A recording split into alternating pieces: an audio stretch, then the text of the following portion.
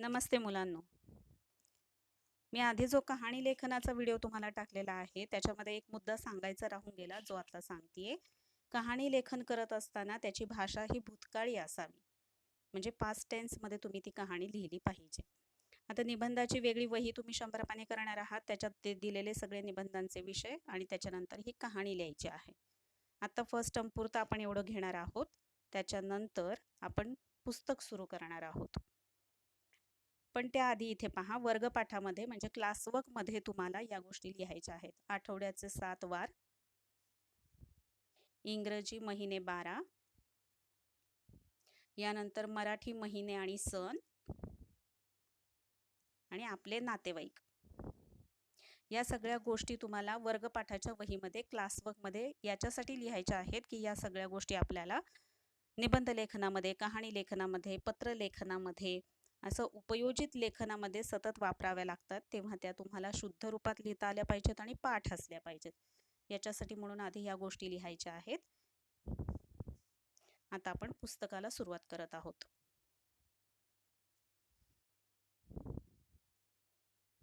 इथे लक्ष द्या मुलांना.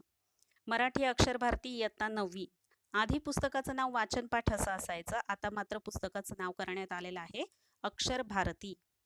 हे जे पहिलं पान तुम्हाला दिसतं याला म्हणायचं मुखपृष्ठ. मुखपृष्ठ. आणि सगळ्यात शेवटी जर तुम्ही पाहायला गेलात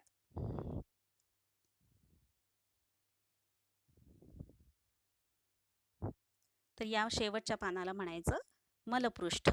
मुखपृष्ठ आणि मलपृष्ठ. आता पुन्हा आपण मुखपृष्ठाकडे येऊयात. मुखपृष्ठावरती काय चित्र दिसतंय तुम्हाला? एक मोर आहे ज्यानं आपला पिसारा फुलवलेला आहे. मोर हा आपला राष्ट्रीय पक्षी आहे.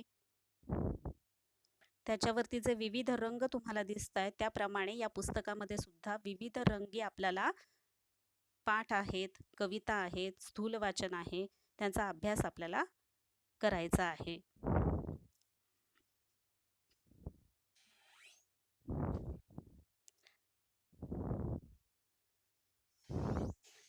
प्रस्तावना प्रत्येकानं वाचायची आहे. एकंदरीत पुस्तकातल्या प्रस्तावनेमध्ये जे सांगण्यात आलेलं आहे, QR कोड दिलेले आहेत किंवा वेबसाईट देण्यात आलेले आहे, त्याच्यामुळे तुम्ही दृकश्राव्य म्हणजे काही गोष्टी तुम्ही पाहू पण शकता आणि त्याचबरोबर ऐकू पण शकता. त्याचबरोबर निरीक्षण किती महत्त्वाचं आहे, श्रवण किती महत्त्वाचं आहे, भाषण, संभाषण, वाचन, चर्चा, चिंतन, आकलन, अभिव्यक्ती, लेखन इत्यादी सगळे प्रकार जे आहेत ते आपल्याला याच्यामध्ये अभ्यासायचे आहेत. आता पाठांतराला सुट्टी देण्यात आलेली आहे, म्हणजे पाठांतराचं जे तोडपण तुमच्यावरती असायचं बाय हार्ट करण्याचं ते आता राहिलेलं नाही. तर आता आपल्याला ज्या पद्धतीने अभ्यास करायचा आहे तो प्रत्यक्ष कृतींमधून अभ्यास करायचा आहे. त्याच्यासाठी म्हणून मग निरीक्षण हे फार महत्त्वाचं आहे. बारकाईनं कुठलीही गोष्ट पाहणं. ती नंतर श्रवणाला महत्त्व आहे. आता हे जे आपण सांगतोय कौशल्य किंवा क्षमता त्या इथे तुम्हाला दिलेल्या आहेत पहा.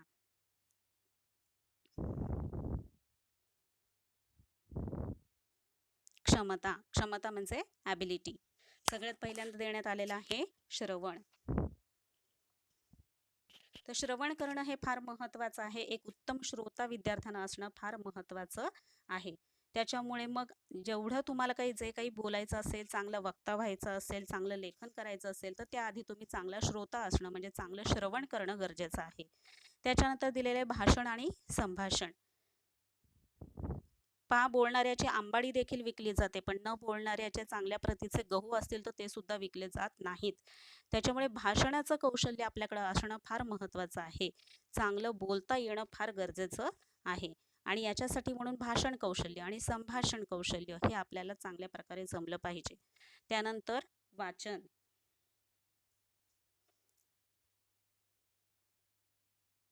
चांगलं वाचन केल्याशिवाय आपल्याला चांगलं बोलता येणार नाही, चांगलं लिहिता येणार नाही. याच्यासाठी वाचन करणं फार महत्त्वाचं आहे. त्याच्यामध्ये उच्चारण शुद्ध असणं, विरामचिन्हांनुसार वाचन करणं, त्याच्यानंतर आकलनपूर्वक वाचन करणं म्हणजे जे वाचतो आहोत ते आपल्याला समजणं फार गरजेचं आहे. त्याच्यानंतर लेखन जे करायचं आहे सृजनशील किंवा निर्मितीक्षम असं प्रकारचं लेखन जेव्हा आपल्याला करायचं असतं त्यावेळेस किंवा श्रुतलेखन जेव्हा आपल्याला करायचं असतं त्यावेळेस शुद्ध लिहिणं फार महत्त्वाचं आहे. शुद्ध लेखनाच्या नियमांचे काटेकोरपणे आपल्याला इथं पालन करायचं आहे. त्यानंतर अध्ययन कौशल्य आपल्याला कुठली कुठली शिकायची आहेत, भाषाभ्यासमध्ये आपल्याला कुठल्या प्रकारचा अभ्यास करायचा आहे, हे सगळं तुम्हाला इथे क्षमता म्हणजे ॲबिलिटीमध्ये दिलेलं आहे. ते प्रत्येकानं व्यवस्थित वाचायचं आहे. सोशल मीडियामधून अनेक चांगलं काहीतरी आपल्याला घेण्यासारखं आहे, जे शिकण्यासारखं आहे ते आपण घ्यावं.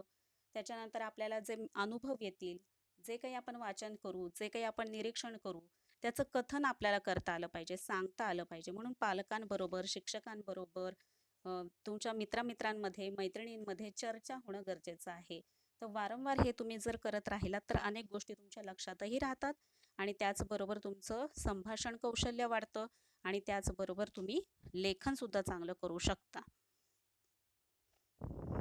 ठीक आहे. त्यानंतर अनुक्रमणिकेत पहा, भाग 1, भाग 2, भाग 3, भाग 4 मध्ये तुम्हाला अनेक पाठ, कविता आणि स्थूल वाचन देण्यात आलेलं आहे. आता जी तुमची पहिली प्रार्थना आहे ती आपण प्रत्यक्षात शिकणार आहोत.